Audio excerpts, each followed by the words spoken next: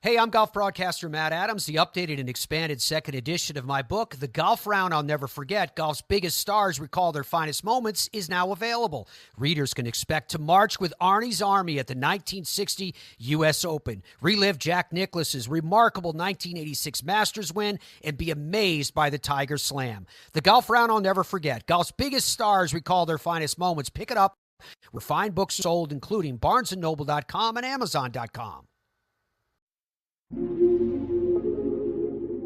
Thrive Suite Productions. It's January 26th, and on this day in 1913, Jim Thorpe was stripped of his Olympic medals. It was a wrong that would not be corrected for more than a century. Thorpe was a tremendous athlete who excelled at every sport he tried.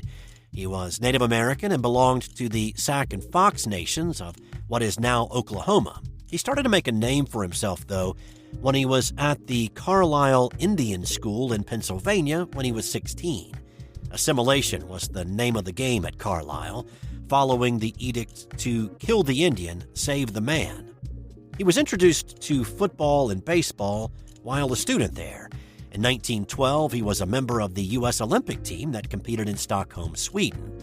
He won both the pentathlon and the decathlon during those games. The pentathlon consisted of 5 events, all scheduled for the same day.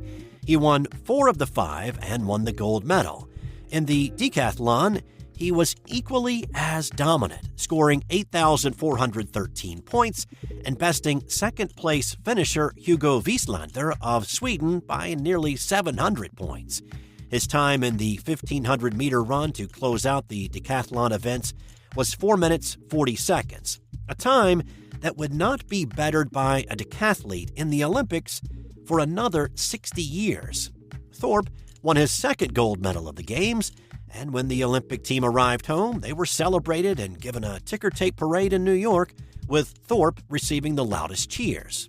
A little more than 6 months later, though, the U.S. Olympic Committee discovered that Thorpe had been paid $25 a week to play baseball in North Carolina in the summer of 1910 and 1911, violating its strict and draconian rules on amateurism. Despite the discovery being past the 60-day window to file an opposition, punishment was swift and severe, and on this day in 1913, Thorpe was stripped of his 2 Olympic gold medals. Wieslander was awarded the gold in the decathlon, and Norway's Ferdinand Bia was awarded the gold in the pentathlon, though Bia refused to accept it, feeling that Thorpe had won fairly. Thorpe never fought the decision, despite a severe blow to his reputation that he would never truly recover from in the eyes of the public.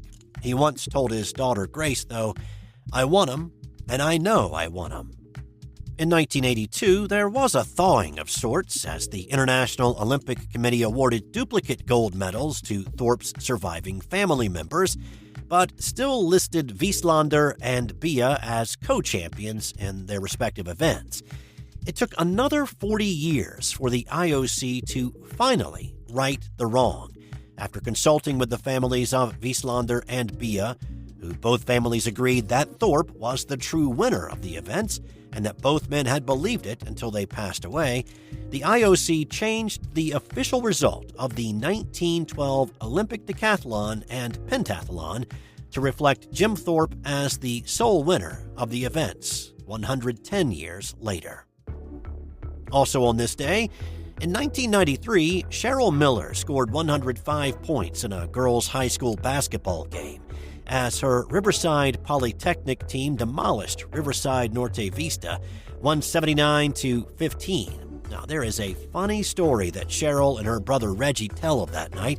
Reggie had scored 40 in his high school game and was bragging about it to his sister and dad until he was humbled by Cheryl's triple-digit night. And this retelling really doesn't do it justice. You should check out the video. I've put a link in the show notes. And in 2020, the world was shocked to learn about the death of Kobe Bryant, who was killed when the helicopter carrying him, his 13-year-old daughter Gianna, and 7 others crashed in Calabasas, California. The crash was attributed to low cloud cover and pilot disorientation. That's all for today.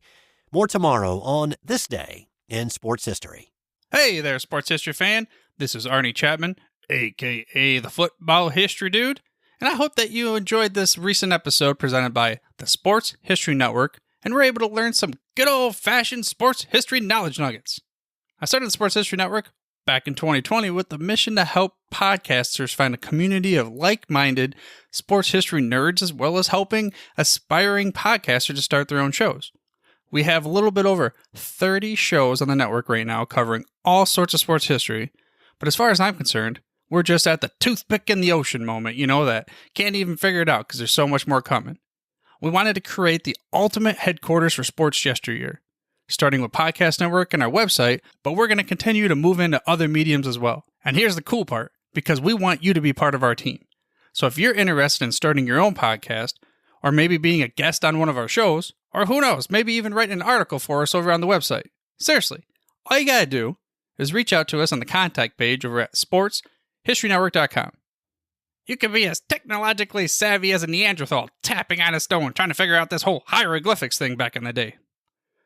Again, it doesn't matter, because even if you don't understand the whole podcast space, we have a production team that can pretty much help you out with doing everything. All you gotta do, head over to sportshistorynetwork.com, head to the contact page, fill it out. That message goes right to me, and I'll reach out to you as soon as I can. But for now, dude, I'm through if you're through.